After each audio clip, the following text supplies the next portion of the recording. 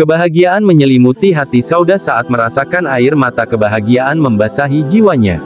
Saudah bermimpi seolah melihat bulan jatuh dari langit menimpa dirinya saat ia sedang berbaring tidur. Ia tidak mengerti apa tawil mimpi itu dan ia tidak pula berharap untuk menjadi istri Rasulullah Shallallahu Alaihi Wasallam setelah dirinya lapuk dimakan usia. Sungguh merupakan kehormatan yang tiada taraf jika ia menjadi Ummul Mukminin dan memahkotai kesabaran dalam menghadapi tekanan kaum kafir dan hijrah ke Habasyah karena Allah dan Rasul-Nya. Istri yang baik dan suci, yang ikut hijrah dan rela berkorban demi mendapat ridha suaminya yang mulia, Rasulullah Shallallahu Alaihi Wasallam dengan senang hati, ia berikan malam gilirannya kepada Aisyah demi menjaga hati Rasulullah Shallallahu Alaihi Wasallam. Ia adalah Saudah binti Zuma ibn Qais ibn Abdi Syams ibn Abdud ibn Nasr ibn Malik ibn Hasan ibn Malik al-Qurasyiyah al-Amiriyah. Ibunya bernama Asishumus binti Qais ibn Zaid ibn Umar. Ia merupakan keturunan Bani Adi an-Najjar. Sayyidah Saudah seorang wanita yang agung dan pandai ini pernah menikah dengan saudara sepupunya, As-Sakran ibn Ammar, saudara dari Suhail ibn Ammar al-Ansiri. Saudah adalah salah seorang dari 8 orang keturunan Bani Amir yang lari meninggalkan negeri dan harta benda mereka lalu menyeberangi ganasnya lautan hingga rela merasakan sesuatu yang lebih kejam daripada maut demi menyelamatkan agama. Mereka mendapat siksaan dan tekanan yang semakin beringas agar mau kembali ke dalam kesesatan dan kemusyrikan. Begitu penderitaan di pengasingan saat berada di bumi Habasyah berakhir, Saudah kehilangan sang suami yang hijrah bersamanya. Ia pun merasakan pahitnya sebagai janda sesudah mengalami penderitaan hidup dalam keterasingan. Semua sahabat Rasulullah Shallallahu Alaihi Wasallam mengetahui sejauh mana kebutuhan beliau kepada seorang istri. Namun, tidak seorang pun dari mereka berani mengawali pembicaraan dengan Rasulullah Shallallahu Alaihi Wasallam, yang sedang berduka karena kehilangan Khadijah radhiyallahu anha, tentang siapa yang akan menggantikan posisi istri pertama nan suci itu. Suatu malam ketika Rasulullah berada di kediaman dan mengenang hari-harinya yang damai bersama Ummul Mukminin, Sayyidah Khadijah, datanglah Khawlah binti Hakim, istri Utsman ibn Mas'un, menemui beliau. Rasulullah Shallallahu Alaihi Wasallam segera menyambut kedatangan Khawlah karena ia adalah salah seorang wanita mukmin sejati yang pernah ikut dalam hijrah pertama ke tanah Habasyah bersama Utsman, suaminya. Namun, tidak lama kemudian, Khawlah kembali ke Mekah bersama suami untuk kembali berdampingan dengan saudara-saudara sesama muslim dan menahan kesabaran bersama mereka dalam menghadapi berbagai siksaan hingga datanglah pertolongan Allah. Khawlah melangkah mendekat sambil mengumpulkan keberanian sebelum mulai berbicara dengan santun kepada Rasulullah Shallallahu Alaihi Wasallam. Ia berkata, "Apakah engkau tidak hendak menikah wahai Rasulullah?" Rasulullah Shallallahu Alaihi Wasallam memperhatikan Saudah dari balik alis matanya yang panjang. Dengan nada yang masih memendam kesedihan dalam hati, beliau menjawab, "Siapakah sesudah Khadijah wahai Khawlah?" Khawlah menyahut, "Engkau bisa memilih gadis ataukah janda?"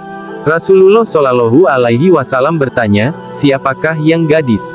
Khawlah menjawab, "Ia adalah putri dari makhluk Allah yang paling engkau cintai, Aisyah binti Abu Bakar."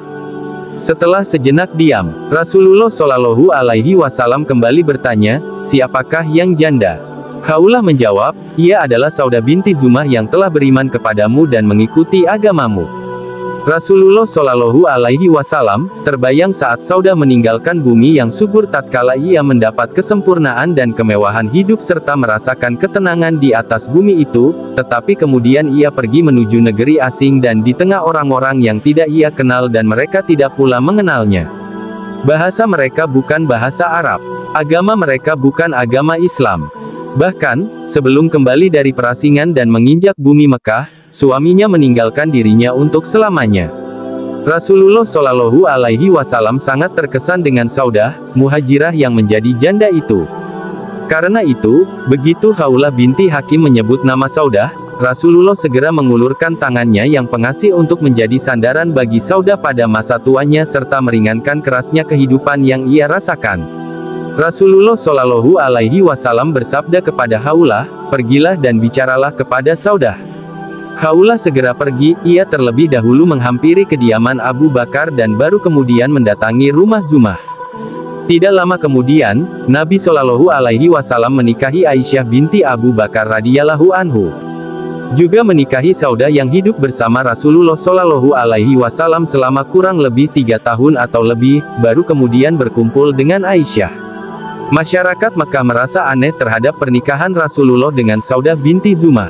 Mereka pun bertanya dengan penuh keraguan, janda tua yang tidak begitu cantik menggantikan junjungan seluruh wanita Quraisy dan tumpuan semua pembesar Quraisy. Sejak awal, Saudah mengetahui bahwa Rasulullah lah yang menikahinya dan beliau bukanlah laki-laki yang dilepaskan dari sifat kemanusiaan karena kenabiannya.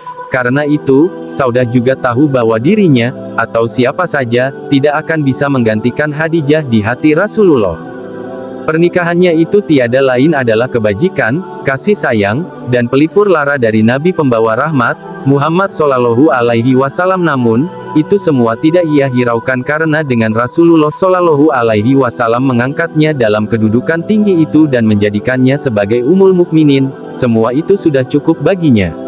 Saudah merasa bahagia ketika melihat Rasulullah Shallallahu Alaihi Wasallam menertawakan dirinya saat berjalan karena tubuhnya sangat gemuk, atau kadang beliau juga merasa damai karena keriangan Saudah dan memuji sedikit kata-katanya. Suatu ketika, Saudah berkata kepada Rasulullah Shallallahu Alaihi Wasallam, "Wahai Rasulullah, tadi malam aku salat di belakangmu. Selanjutnya, engkau membawaku ruku hingga aku memegang hidungku karena khawatir jika sampai darah menetes darinya." Rasulullah tersenyum lebar karena kata-kata Saudah tersebut. Demikianlah, Saudah radhiyallahu anha mampu tinggal dalam keluarga Nabi dan melayani putri-putri Rasulullah Shallallahu Alaihi Wasallam. Ia mampu menciptakan kegembiraan dan kebahagiaan dalam hati Nabi dengan keriangan dan kejenakaannya meskipun tubuhnya begitu gemuk. Keadaan ini berlangsung hingga 3 tahun dan masuklah Sayyidah Aisyah binti Abu Bakar di tengah rumah tangga Nabi. Saudah memberikan tempat pertama kepada Aisyah dalam keluarga itu, lah berusaha sekuat tenaga untuk menyenangkan istri muda itu dan berusaha memberikan ketenangan. Sejak saat itu, berdatangan pula istri-istri Rasulullah Shallallahu Alaihi Wasallam yang lain, seperti Hafsah, Zainab, dan lain-lain. Sayyidah Saudah radhiyallahu anha menyadari bahwa Rasulullah tidaklah menikahi dirinya, kecuali karena kasihan kepadanya setelah ditinggal oleh mendiang suaminya. Saudah melihat hal itu dengan jelas ketika Rasulullah hendak menceraikannya secara baik-baik untuk membebaskannya dari situasi yang beliau rasa melukai hati Saudah. Ketika Rasulullah Shallallahu Alaihi Wasallam menyatakan niat untuk menceraikannya, Saudah merasa dadanya laksana terimpit hingga ia pun berbisik, "Pertahankanlah aku wahai Rasulullah.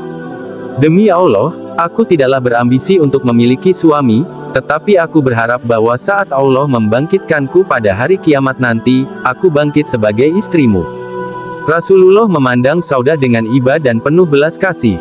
Sejenak, beliau terdiam hingga Saudah kembali berbicara dengan kata-katanya yang terseduh-seduh, "Pertahankanlah aku wahai Rasulullah. Aku rela memberikan malam giliranku kepada Aisyah. Sungguh aku tak menginginkan lagi apa yang diinginkan oleh para wanita."